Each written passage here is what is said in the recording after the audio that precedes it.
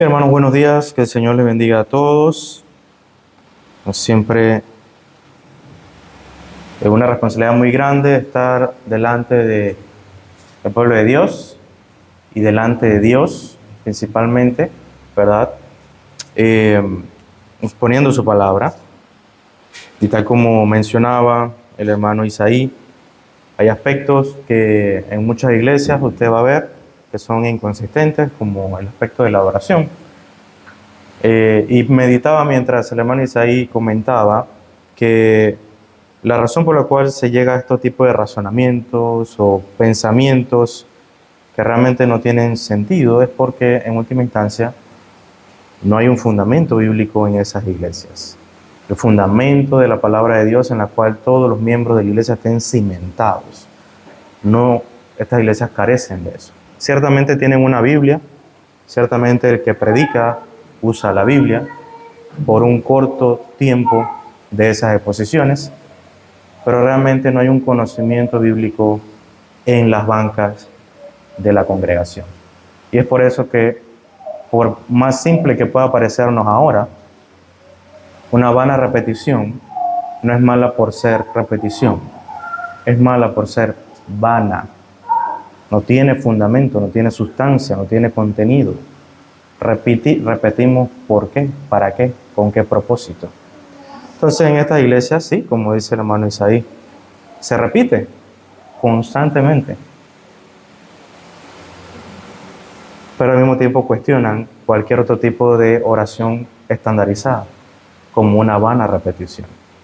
Cuando este no es el espíritu de la reprensión de nuestro Señor Jesucristo, ¿verdad? Es por eso que es importante, cuando nos acercamos a la palabra de Dios, primeramente tener la humildad necesaria para decir: necesito que tú me asistas, que tú me ayudes a entender tu palabra. Y la otra aspecto que debemos siempre hacer no es que nos quedemos solo en eso, sino que hagamos el esfuerzo humano, nuestra parte, de entender lo que el texto dice. Ambas cosas van de la mano. Bien, muchas propagandas, así que entremos en materia. Ya anteriormente hemos expuesto una parte del texto. Originalmente lo que voy a decir acá era parte de la enseñanza de la vez anterior. Sin embargo, por cuestiones de tiempo y porque obviamente hay textos que podría decir con toda confianza, vamos a decir que menosprecié en el sentido de el tiempo que me iba a tomar en expresarlos, ¿no? Pero son versículos y un tema un poco delicado que ameritaba ese tiempo. En cualquier caso, vamos a leer nuevamente los textos en cuestión. Vamos a presentarles un resumen breve de los puntos que vimos en aquella ocasión para que los que no estuvieron no se sientan, ¿verdad?, como que no están en el tema, ¿no? Y vamos a centrarnos en los versículos que no vimos en aquella ocasión. Estamos estudiando Primera de Juan. Les invito a que me busquen en sus Biblias. Primera de Juan, capítulo 5, versículos 6 al 12. Versículos 6 al 12 vamos a estar estudiando.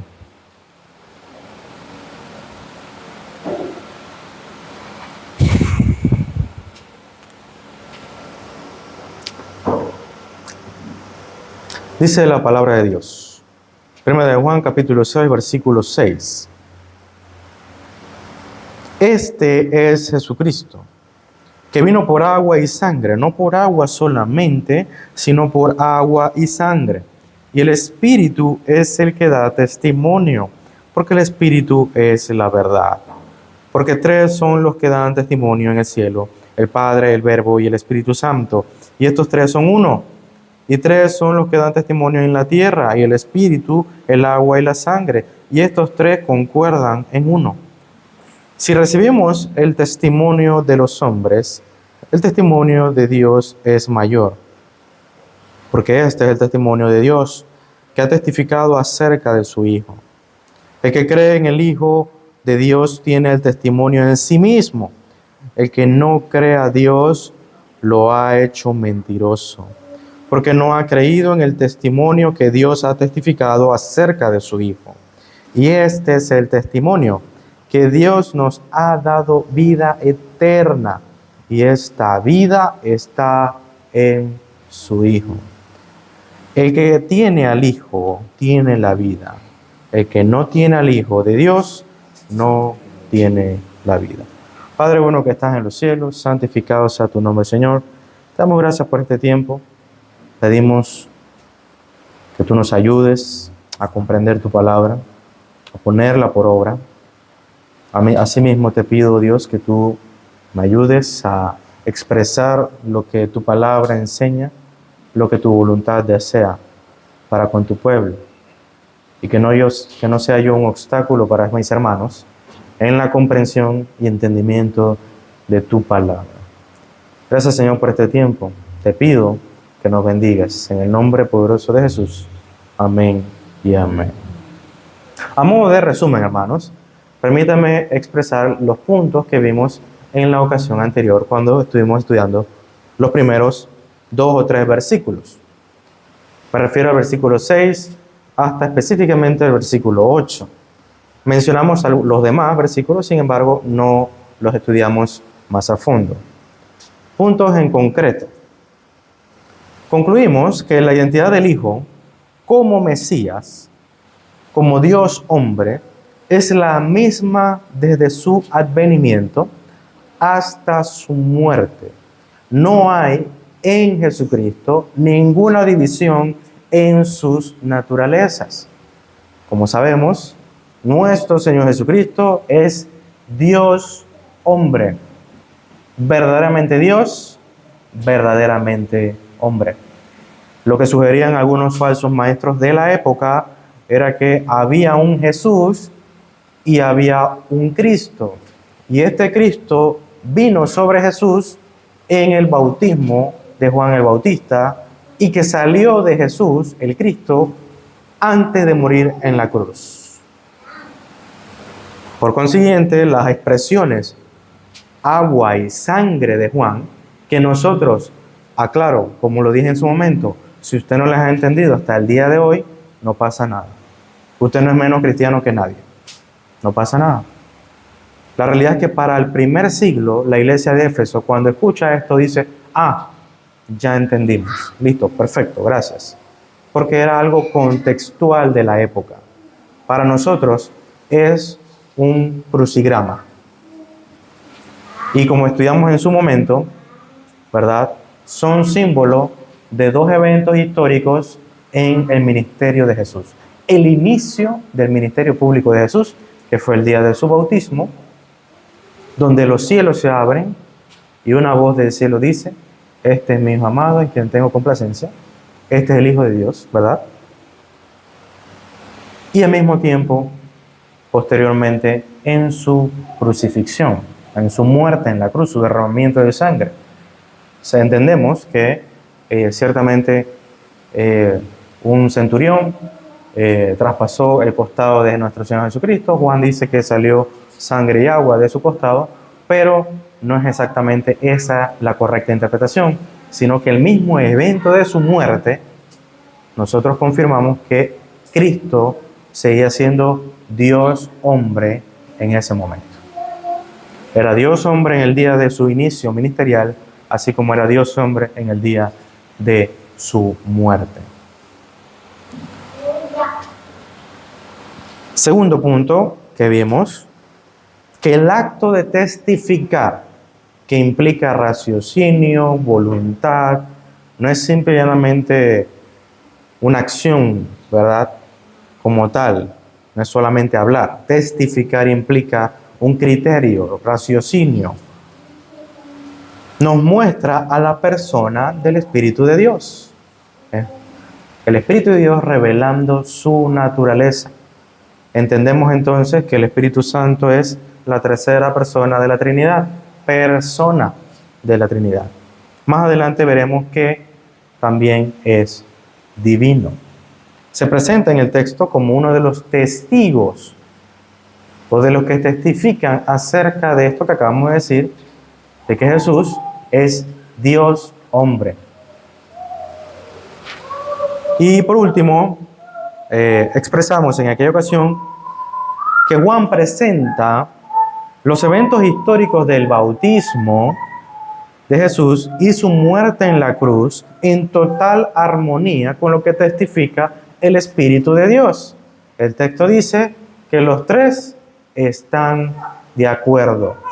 Los tres testifican lo mismo. Por consiguiente, no hay ningún tipo de diferencia entre el testimonio del Espíritu Santo y el testimonio que se había trasladado de parte de los apóstoles a todas las iglesias en el primer siglo. El evangelio que era predicado por los apóstoles era el mismo testimonio y debía ser el mismo testimonio que el testimonio que daba el Espíritu de Dios al corazón de los hombres. La Biblia nos enseña, la misma epístola de Juan, nos enseña acerca de la unción del Espíritu Santo, o la unción del Señor, o la unción de Dios, que yace en nosotros, o el Espíritu de Dios morando en nosotros, refiriéndose a la iglesia. En otras palabras, mi querido hermano, sí, en aquella época, en el primer siglo, el Espíritu de Dios hablaba al corazón y a la mente de los hombres, y podría hacerse audible también, podría ser, y daba convicción a los hombres del mensaje. Pero podía existir también la posibilidad de que sin la predicación, ¿verdad?, de un apóstol o un misionero, estos hombres llegaran a la convicción del Evangelio, por el poder del Espíritu Santo. Sin embargo, lo que está diciendo Juan aquí, y tiene total armonía con todo lo que viene diciendo, él nos dice, no creáis a cualquier espíritu, nos dice el apóstol Juan a la iglesia, no creáis cualquier espíritu, ¿verdad? Ponlos a prueba, examina, es lo que exhortaba el apóstol Juan. ¿Por qué? Porque si hay una diferencia entre el evangelio al cual el Espíritu Santo te ha dado convicción a ti, y una diferencia entre el evangelio que ha sido predicado por los apóstoles, ¿quién tiene la razón? ¿Acaso los apóstoles predicaron parte del consejo de Dios y no todo el consejo de Dios, como lo exhorta el apóstol Pablo en el libro de Hechos? ¿Verdad que no? No tiene sentido.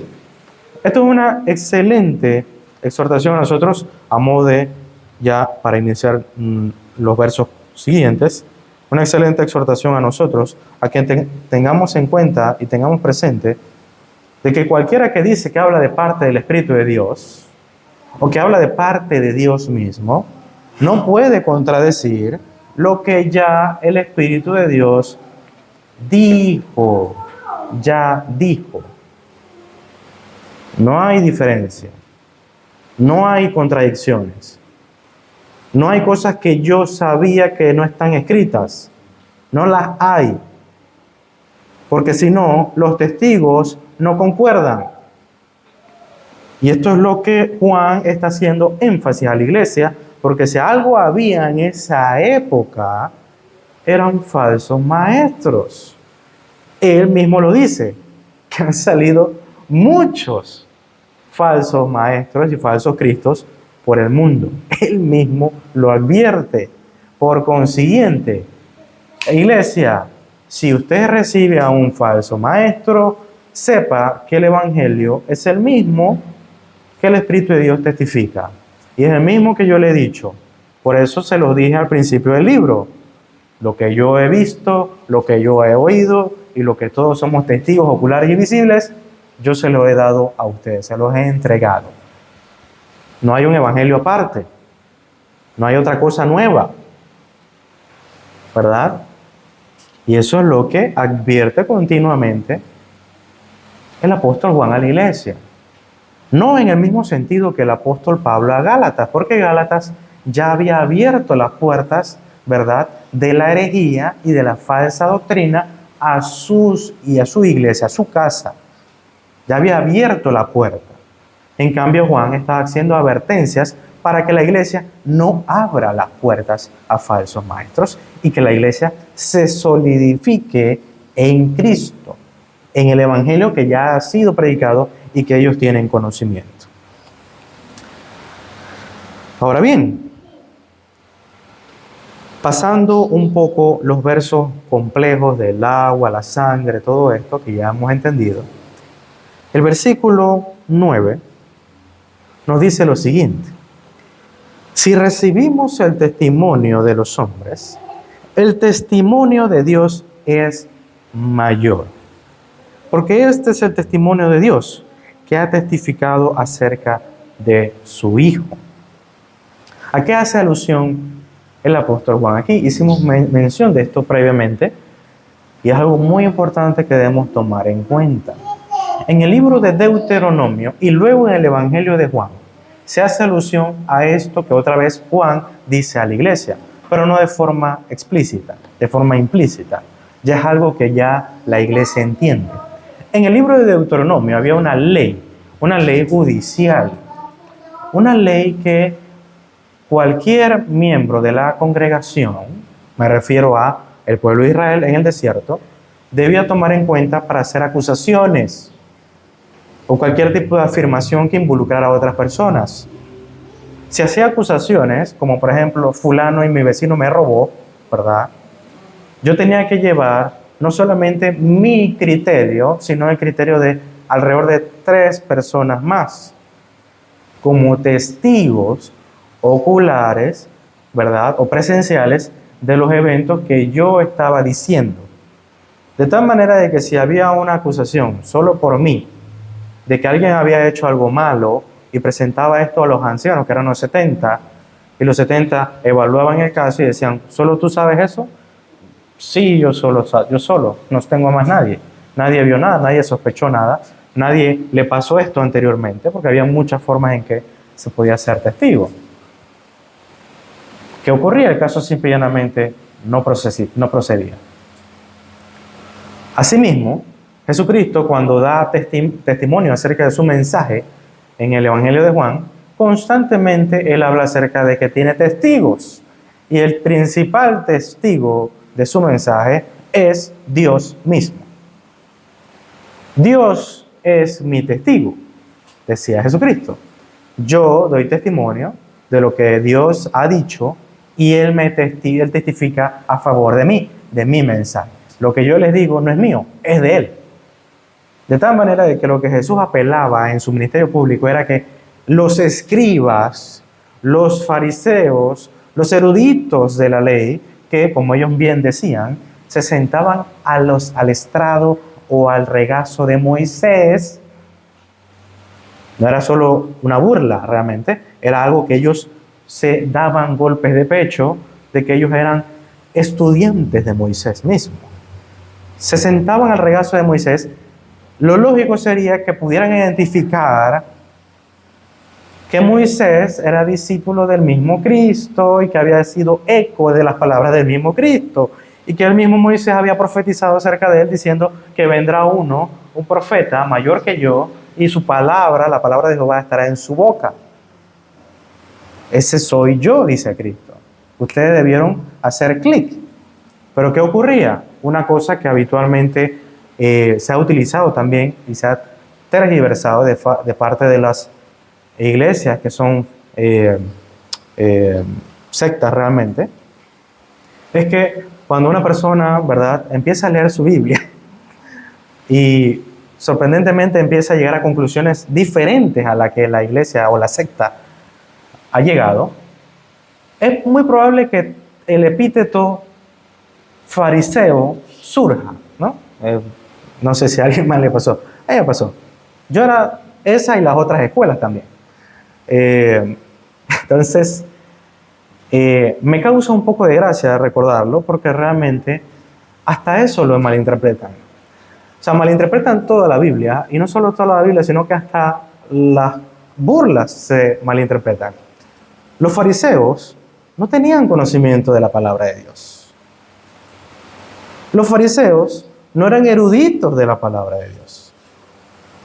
Los fariseos no eran consecuentes con el significado del texto. Ahora, si usted me dice a mí que Jesucristo era un erudito de la palabra de Dios, que Jesucristo era un amplio conocedor del texto y que era un intérprete preciso de la palabra de Dios, yo diría, claro que sí. Es más, el mismo Cristo dedica una serie de capítulos en el Evangelio de Mateo contradiciendo los dogmas de los judíos. Ustedes se les ha dicho, pero yo os digo. Eso no eran interpretaciones correctas que él estaba contradiciendo. Eran malas interpretaciones del texto que él estaba contradiciendo.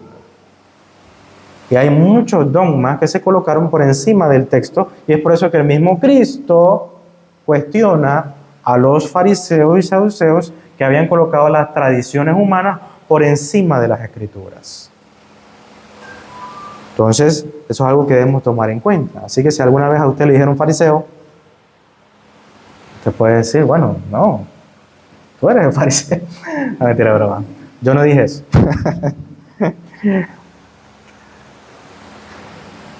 En el Evangelio de Juan, Jesucristo apeló a Dios como testigo, a toda esa gran nube de testigos que tenía en el Antiguo Testamento, como sus testigos.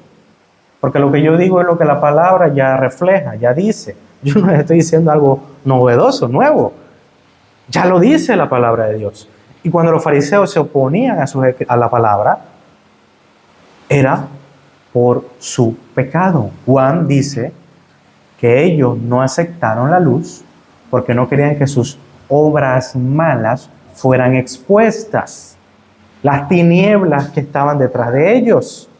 La verdad detrás de su negocio. Esa era la razón verdadera. Irónicamente, estas sectas hacen iglesias y son igualitas todas, ¿eh? De verdad, yo hace poco meditaba y abrí una nueva iglesia, hace poco en David, ¿y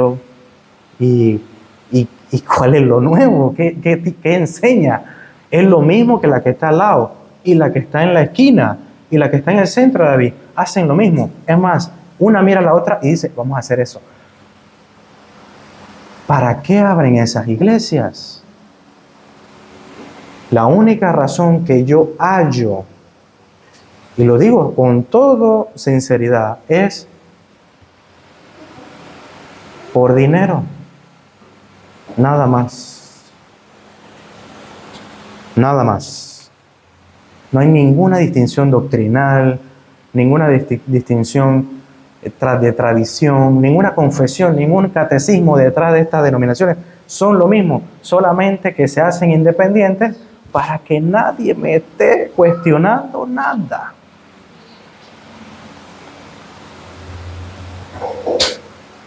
Así realmente eran los fariseos. Cuando Cristo aparece en la escena, se convierte en un enemigo instantáneo, porque cuestiona cada cosa que el sectarismo de la época hacía en nombre de Dios. En nombre de Dios. No hay testigo sobre la tierra mayor que Dios. No hay testigo sobre la tierra mayor que Dios. Y a eso es a lo que Jesús apelaba. ¿Tú quieres validez en mi mensaje? ¿Tú quieres saber si mi mensaje es verdadero? Dios da testimonio de lo que yo les digo.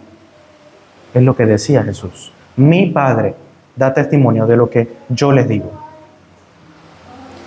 ¿Y qué es lo que le dice Juan a la iglesia?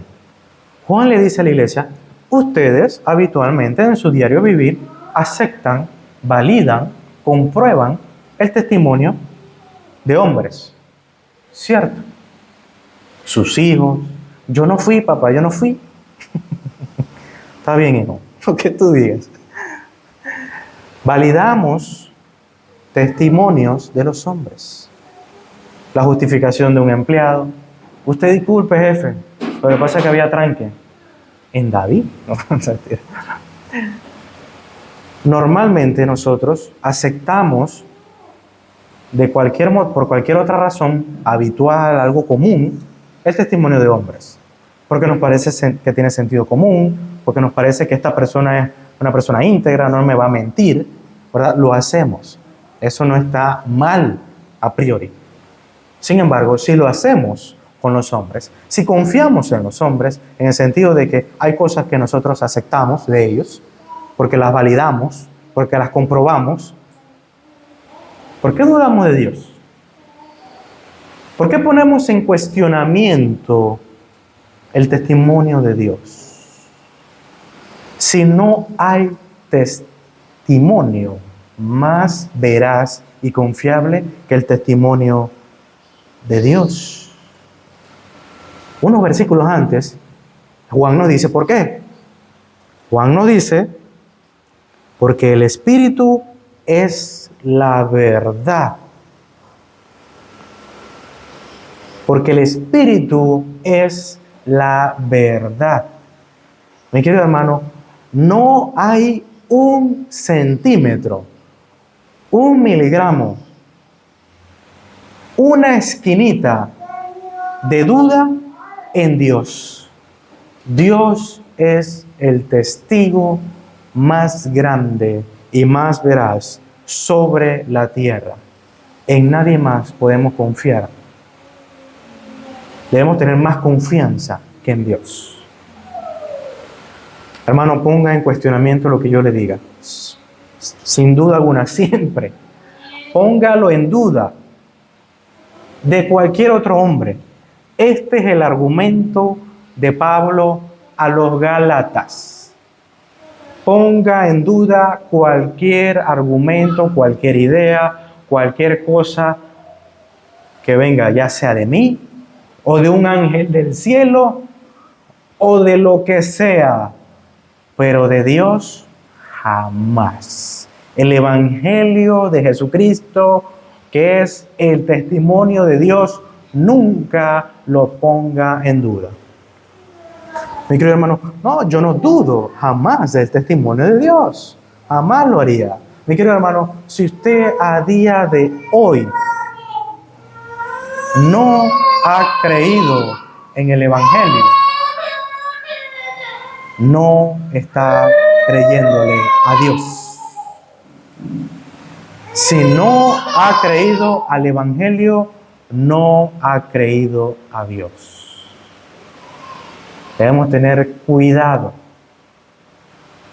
y debemos siempre revisarnos, porque la intención de Juan aquí es que cada uno de los miembros de la iglesia a la que le enseñaba pudiera encontrar en su vida y corazón la evidencia de que el Evangelio moraba en cada uno de ellos, de que confiaban en el Evangelio.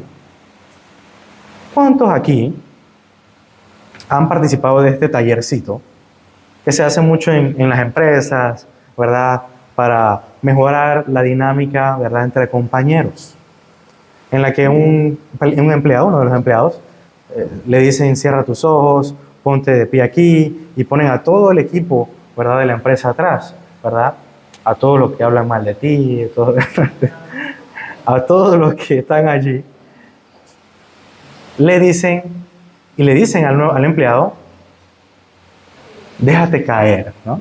Vamos a trabajar en la confianza corporativa, ¿verdad?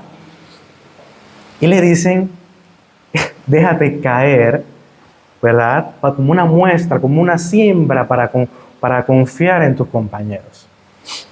Hay un video muy famoso por ahí, que probablemente ya vio, donde un joven le dicen esto, y el joven parece que no le dieron bien las instrucciones, o simplemente no escuchó. Y él se deja caer de frente.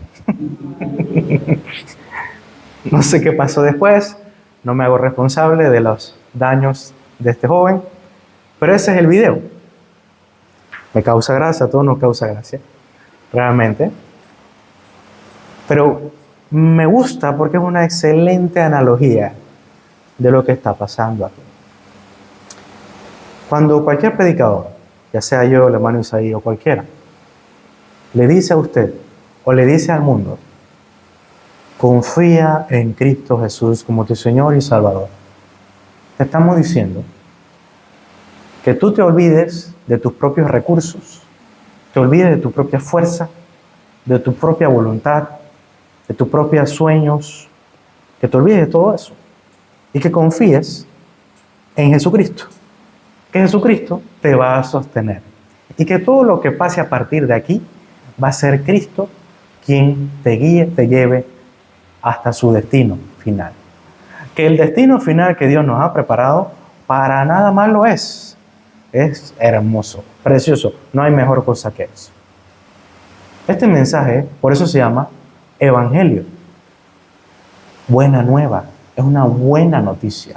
Cuando le predicamos eso a los hombres, es para que los hombres se dejen caer en los brazos de nuestro Señor Jesús y no piensen en qué va a pasar y si me deja hacer. No, es una fe completamente, una confianza plena en arrojarse a los brazos de Cristo, con total confianza de que a Él no se le va a ir usted.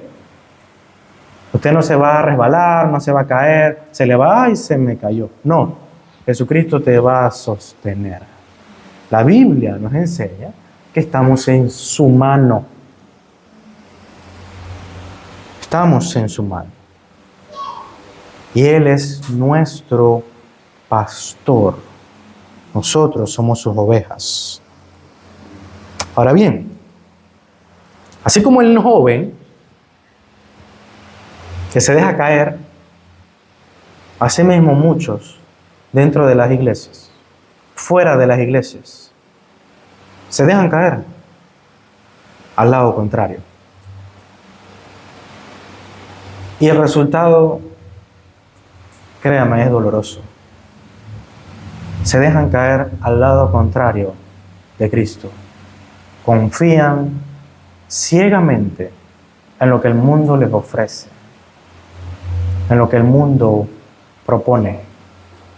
Mi querido hermano, que no sea usted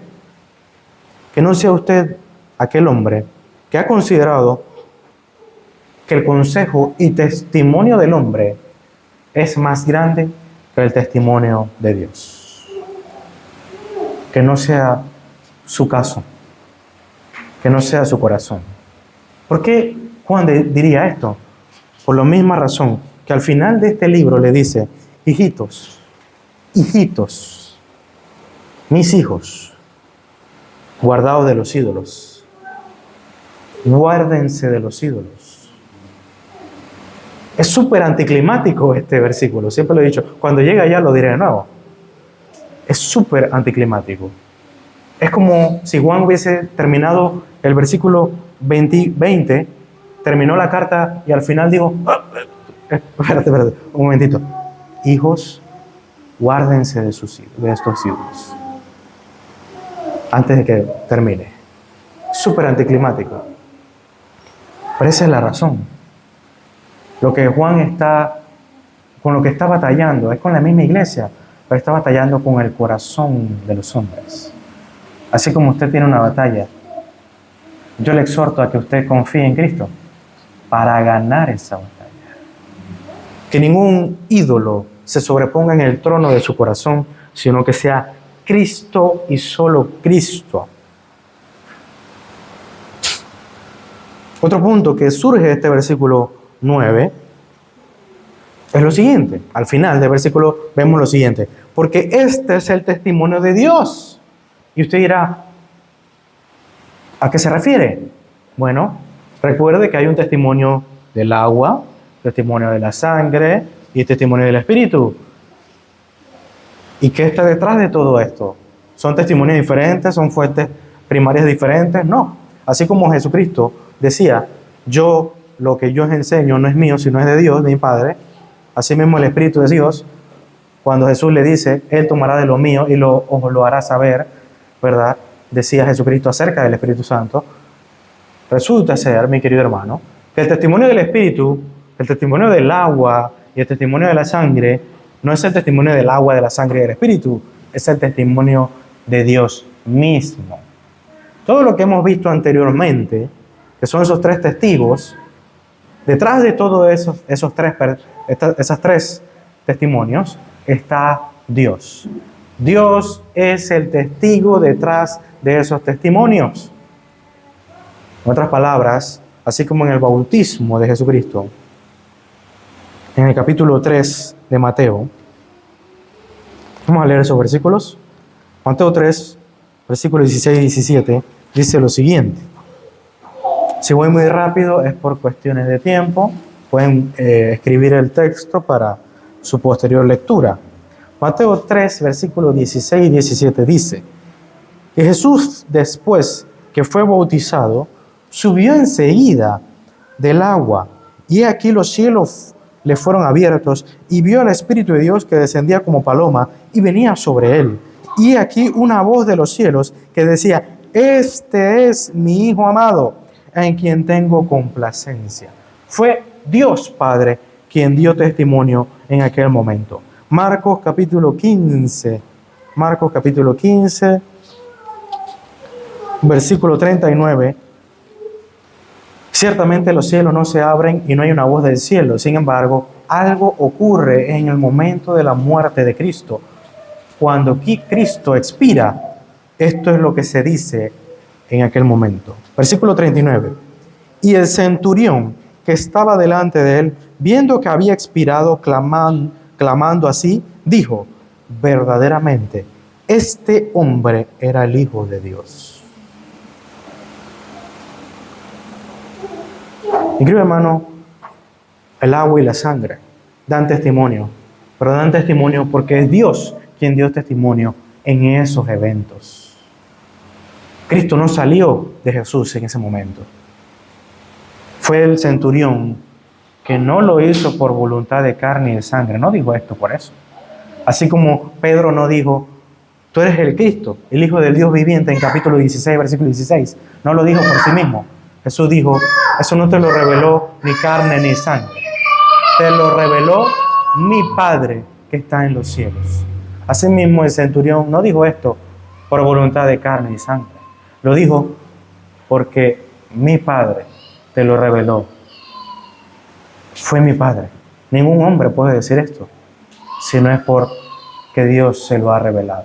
Este centurión llegó a esta conclusión no por mero miedo, no porque la tierra se movía o porque los muertos salían de sus tumbas. Él lo dijo porque Dios, el Espíritu de Dios, entró en su corazón cuando él posaba su mirada sobre Cristo colgando en la cruz, así como el pueblo de Israel en el desierto, cuando posaba su mirada sobre la estatua de la serpiente, eran sanados de las picaduras de las serpientes. Asimismo, el centurión miró a Cristo, que yacía muerto en la cruz, que su sangre había sido derramada, y que Cristo dijo: consumado es. Y él llegó a la conclusión, no por su inteligencia ni por su gran intelecto grecorromano, sino porque Dios se lo reveló por gracia. Y él dijo: este hombre verdaderamente era el Hijo de Dios. Fue Dios quien dio testimonio a los hombres cuando Cristo había muerto en la cruz. Y fue Dios quien dio testimonio cuando Cristo se levantó de las aguas y el Espíritu de Dios se posó sobre él. Y del cielo Dios dijo a la multitud que estaba allí: este es mi Hijo amado. De tal manera, hermano, así como dice Juan, el testimonio de Dios es mayor, porque este es el testimonio de Dios que ha testificado acerca de su Hijo. Juan está haciendo alusión a todos estos eventos. ¿Por qué eso es verdad? Porque Dios lo testificó, porque Dios lo declaró con su boca. Ahora bien, en el versículo 10 y aquí en adelante hay una serie de advertencias referentes a este tema. El que cree en el Hijo de Dios tiene el testimonio en sí mismo. El que no cree a Dios lo ha hecho mentiroso, porque no ha creído en el testimonio que Dios ha testificado acerca de su Hijo. Un poco trabalenguas al final. Pero al principio del versículo nos deja algo muy importante. Algo que se ha perdido en el tiempo y que debemos recordar. Mi querido hermano, nosotros como creyentes, como cristianos, nosotros creemos en el poder del Espíritu Santo. El poder del Espíritu Santo es el que lleva a las personas a convertirse a Cristo. Cuando usted ve una persona que es incrédula, a aquellos que han tenido que lidiar con un incrédulo, digo, yo he tenido que lidiar con un incrédulo. Yo mismo. Si usted no se acuerda de cuando era incrédulo, probablemente le sorprenda cuando usted le predique el Evangelio a un incrédulo y diga: no. Yo no me sorprendo. Yo sinceramente digo, es lo lógico. Es la reacción más natural. Negarse a Cristo. Porque yo lo hacía continuamente, constantemente. Y eso que yo iba a la iglesia. Desde mi infancia, yo iba a la iglesia. Siempre, todos los días. Yo me arropaba todo lo que podía en esa sábana. Y aún así mi madre me levantaba. Vamos para la iglesia. Pero aunque yo fuese, aunque me dijeran y enseñaran, y mi madre me dijera, aún así, no quería saber nada de Dios. No quiero saber nada de Dios. Y para apaciguar las conciencias de toda mi familia, decía, cuando yo sea grande, buscando excusas, buscando atajos para librarme de la constante martirio que era mi familia. Conviértete, busca a Dios.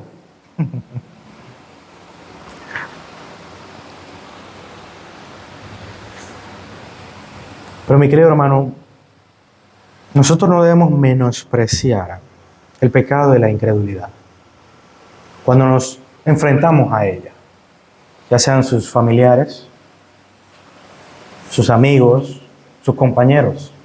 Lo normal va a ser que le digan que no. Y cuando usted no menosprecie la incredulidad de los hombres, entonces usted va a ver la inmensa demostración del poder de Dios. Cuando esos corazones sean añicos delante de Dios, delante de su palabra. Es cuando usted vea la incredulidad como lo que es. Cuando usted vea la incredulidad como lo que es, usted se va a dar cuenta cuando los milagros van a empezar a realizarse enfrente de sus ojos. Cuando cada día los hombres y mujeres que usted conoce empiezan a sucumbir y a rendirse a Cristo, usted entonces va a ver la magnificencia del poder de Dios, que se hace manifiesto delante de sus ojos. Pero cuando tenemos un concepto de la incredulidad como algo, no, eso si quiere o no quiere, cada quien puede, el que puede, puede. Cuando tenemos ese concepto de la incredulidad, no lo vemos como algo que yace en la propia naturaleza humana y del cual Dios tiene que entrar a la fuerza y revivir a esa persona. No lo vemos así. Hasta que no lo veamos como lo que es, la obra de Dios se va a ver como poca cosa. Es más, para muchos cristianos, la conversión y la salvación de mucha gente ni siquiera es la obra de Dios. Es la obra del hombre. Es que ya es tu cosa, ya es tu responsabilidad, ya tú sabrás. Ya Cristo murió. Ya Él hizo el 99.9% de todo. Pero lo demás te toca a ti. ¿Cómo? Esto es un grave error. Pero el versículo 10 nos dice lo siguiente. El que cree en el Hijo de Dios tiene el testimonio en sí mismo. Ese testimonio que yace en nosotros. Mi querido hermano, como dijo Pedro a la iglesia, usted y yo, así como nosotros, la iglesia, en la carta a la que se le dedica el apóstol Pedro, usted y yo no lo hemos visto. Usted y yo no hemos visto a Cristo, ¿o sí? ¿Usted lo ha visto resucitado? ¿A usted se le ha aparecido en su camino a su casa, como se le apareció a Pablo de camino a Damasco? No. Pero ¿qué es lo que nos convence? ¿Qué es lo que nos mantiene? ¿Qué es lo que nos refuerza? ¿Qué es lo que nos sostiene en Cristo? Es su Espíritu Santo. Mi querido hermano, no se asuste. Somos reformados. Somos cristianos. No se asuste cuando usamos la palabra catolicismo o católico, ni catecismo. Así tampoco se asuste cuando hablemos de presencia de Dios. Estamos delante de la presencia de Dios. Yo estoy delante de la presencia de Dios, predicando a la iglesia de Cristo. No se asuste de esos términos. No se asuste de la palabra poder de Dios. Dunamis, como predicaba el hermano Isaí hace una semana.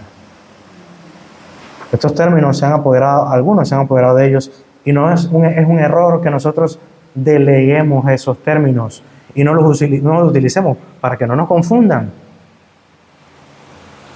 No, mi querido hermano. No. Mi querido hermano, Cristo dijo, yo estaré con vosotros hasta el fin del mundo. Yo os dejaré a otro consolador. Él os enseñará. Él os tomará de lo mío, os lo hará saber. Él les recordará lo que yo les dije. Todo eso pasa hoy. Hoy.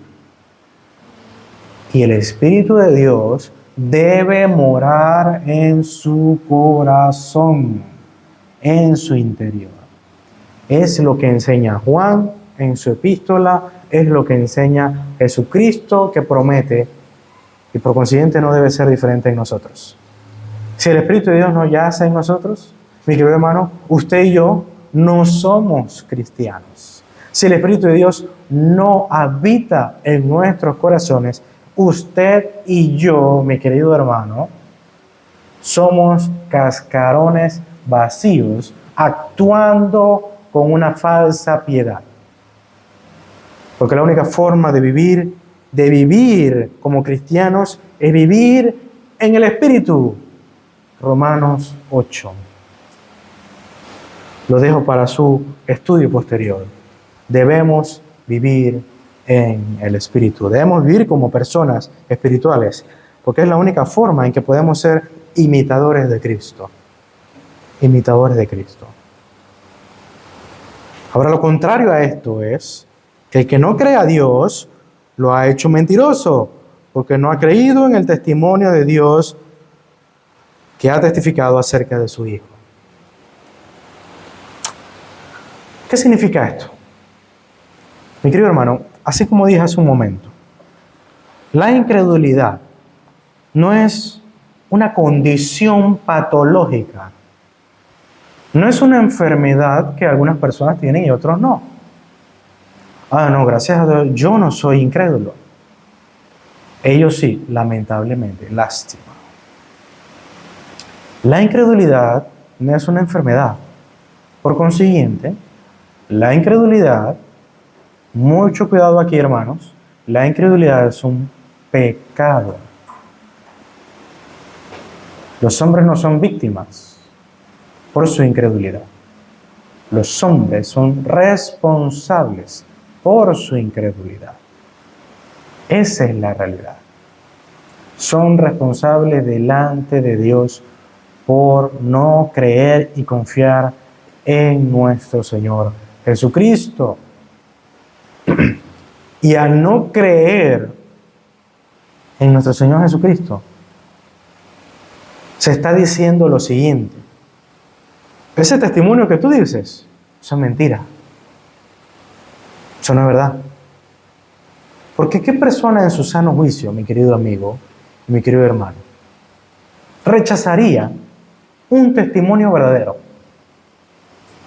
¿Quién en su sano juicio rechazaría aquello que es verdad?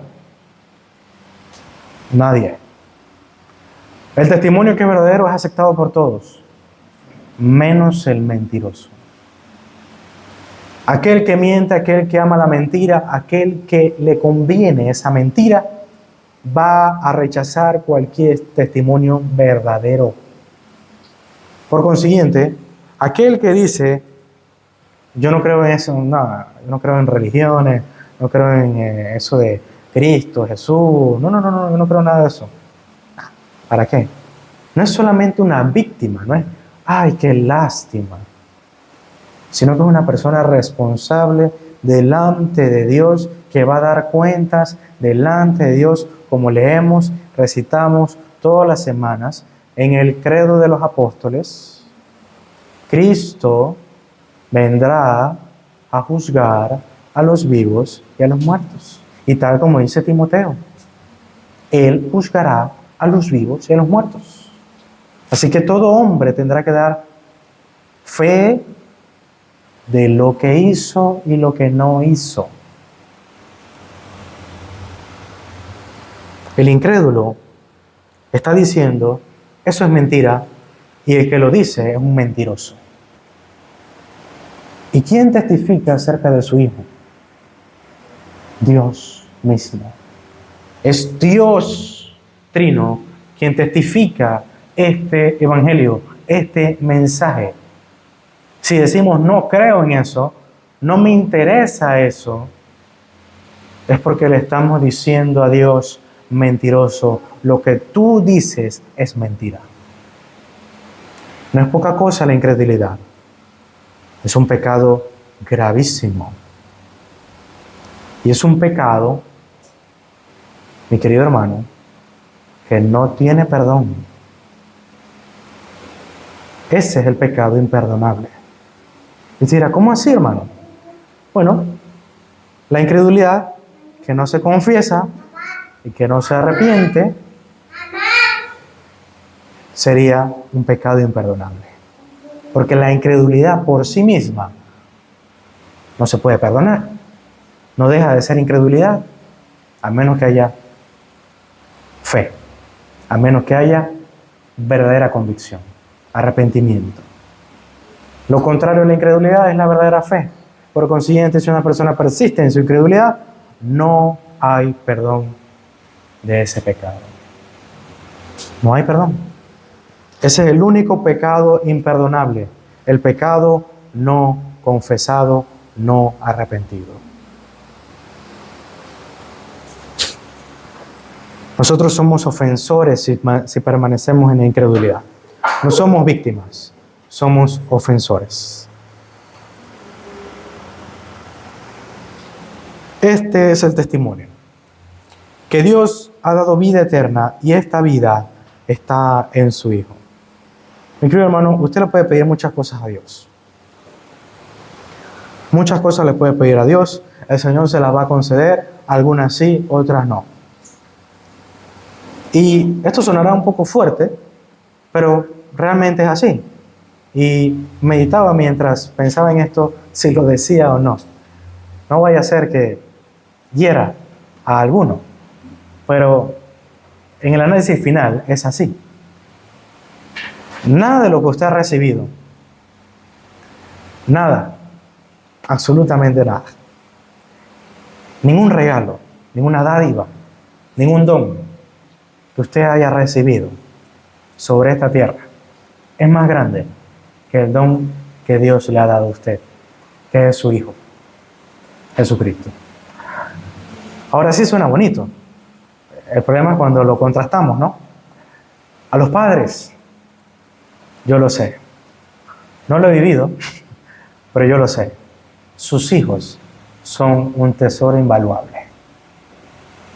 No hay nada más grande en esta vida. No se ofenda, no se enoje conmigo. Pero no es más grande que Cristo. Esa es la realidad.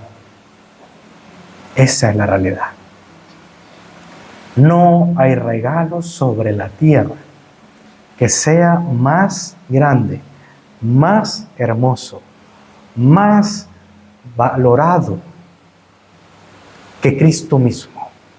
Esta secuencia de versículos, versículos 11 y 12, dice así, este es el mensaje, este es el testimonio, que Dios nos ha dado vida eterna, y esta vida está en su Hijo. Y el versículo 12 dice, el que tiene al Hijo, tiene la vida, y el que no tiene al Hijo, no tiene la vida. Una secuencia de raciocinio básico y elemental.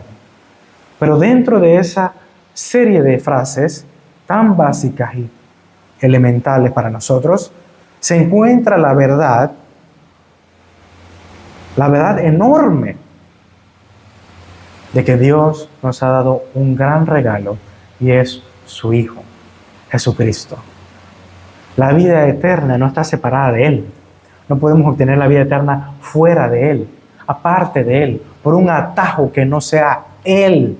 Él mismo es el destino. Él es el camino, Él es la puerta, Él es el camino y Él es el destino al que vamos. Él es todo. Él es mi salvación.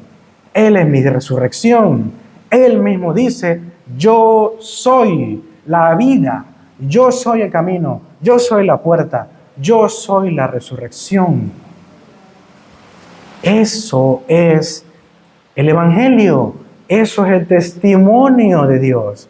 Dios nos está diciendo, Él es todo. Crean, confíen en Él y en nadie más. No crean a los falsos cristos que los falsos maestros les van a presentar. No crean a esos ídolos. No crean a esos falsos maestros que buscan que se pierdan en las tinieblas y no encuentren la luz admirable que es nuestro Señor Cristo. Ese es el consejo del apóstol Juan a la iglesia de Cristo. Y es el consejo de su palabra para nosotros. Mi querido hermano,